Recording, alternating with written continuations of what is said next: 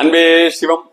முழங்கால் மூட்டு வலிகளுக்கு இயற்கையான வலிகளை தீர்வு. இன்னைக்கு பாருங்க, நிறைய பேர்த்துக்கு முழங்கால் மூட்டு வலிகள் பெரிய பிரச்சனையா இருக்கு இல்லையா? கை கால் நடக்க முடியாம மூட்டு வாதங்கள் வலிகள் இதெல்லாம் வந்துட்டு இருக்கு இல்லையா? இதுக்கெல்லாம் என்ன காரணம் நினைக்கிறீங்க?